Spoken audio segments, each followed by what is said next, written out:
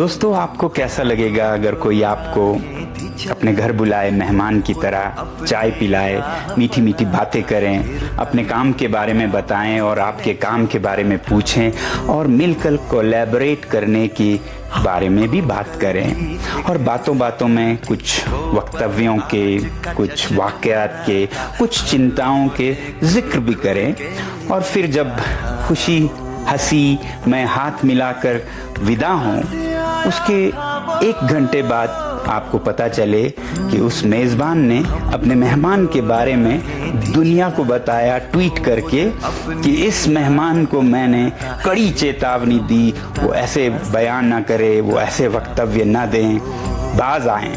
बन जाएगा ना आपके ट्रस्ट और भरोसे का फलूदा। ऐसा ही कुछ हमारे साथ भी हुआ जब कल हमें लद्दाख के एलजी वीके सक्सेना जी ने अपने घर बुलाया, चाय पिलाया, मीठी मीठी बातें की, अपने बहुत ही अच्छे कामों के बारे में बताया, जिसमें कि पौधे उगाना, पेड़ लगाना, सरोवर बनाना, पानी का इंतज़ाम करना, इन सब के बारे में बताया और कोलैबोरेट करने की पेशकश की। और फिर बातों बातों में उन्होंने ये जिक्र भी किया कि आपने जो कॉकरोच जनता पार्टी के बारे में बयान दिया था, उससे हमें चिंता होती है, क्योंकि आप ऐसे शख्सियत बन गए हैं कि आपके हर बात अगले दिन अखबारों की सुर्खियां यानी कि हेडलाइंस बन जाती हैं। तो आप कृपया ऐसा न कहें तो बहुत अच्छी होगी, हमारे वातावरण अच्छा बनेगा। और मैंने उन्हें कहा कि देखिए, मैं इसे एक बहुत ही रचनात्मक क्रिएटिव एक्सप्रेशन मानता हूँ युवा पीढ़ी का। सरकार को असुरक्षित या इनसिक्योर महसूस करने के बजाय उनकी बात सुननी चाहिए। अगर वो कह रहे हैं कि शिक्षा नीति में समस्याएं हैं, पेपर लीक हो रहे हैं और मिनिस्टर को रिज़ाइन करना चाहिए, तो उसमें बुरा क्या है? बल्कि उस बात पर उन्होंने रजामंदी की और कहा कि हाँ, ऐसा तो करना चाहिए, मगर जो बात है वो आपको नहीं मालूम है शायद कि ये जो कॉकरोच जनता पार्टी है, ये विदेशी ताकतों का साजिश है। इसके मेंबर्स भारत में कम और विदेशों में ज़्यादा हैं। ये पाकिस्तान, बांग्लादेश और अमेरिका से चलाए जाते हैं भारत के खिलाफ। मैंने उनसे एक तरफ तो ये कहा कि इसका तो मुझे पता नहीं है, मगर मैं ज़रूर इसका स्टडी करूँगा, पता करूँगा और फिर दोबारा इस पे सोचूँगा। मगर अंदर ही अंदर मुझे हंसी आ रही थी।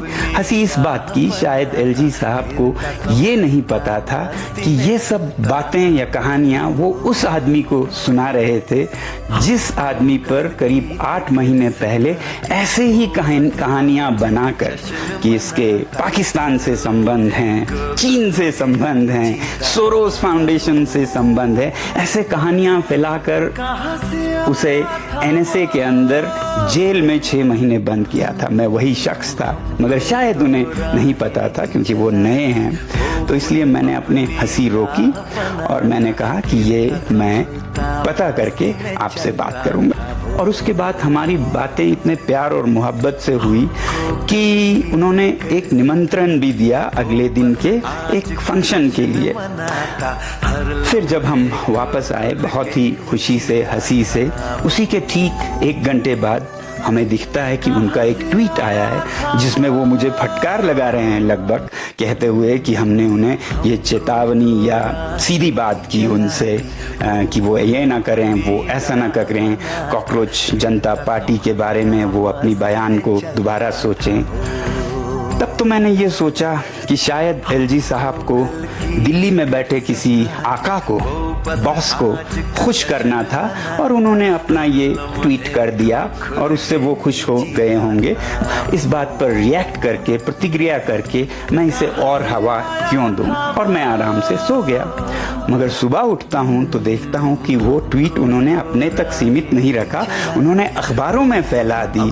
Times of India, Indian Express, सारे अखबारों में सोनम वांगचुक को एलजी लद्दाख ने चेतावनी दी और उनके एक माउथ पीस जैसे इंडस डिस्पैच यहाँ तक कहते हैं। लद्दाख के एलजी विनय कुमार सक्सेना ने एक्टिविस्ट सोनम वांगचुक को कड़ी चेतावनी देते हुए कहा है कि मिसलीडिंग और प्रोवोकेटिव नैरेटिव से बचना चाहिए।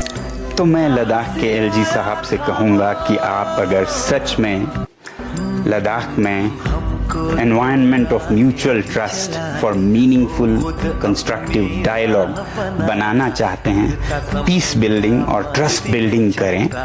और जहां तक कॉकरोच जनता पार्टी के भारतीय होने या ना होने का सवाल है, तो मैं ये आप पर छोड़ता हूँ, कॉकरोचों पर छोड़ता हूँ, और ख़ासकर कॉकरोच इन चीफ दीपके जी पर छोड़ता हूँ कि आप मुझे कन्विंस करें, साबित करें कि कॉकरोच जनता पार्टी के सदस्य भारत से ही ज्यादा हैं।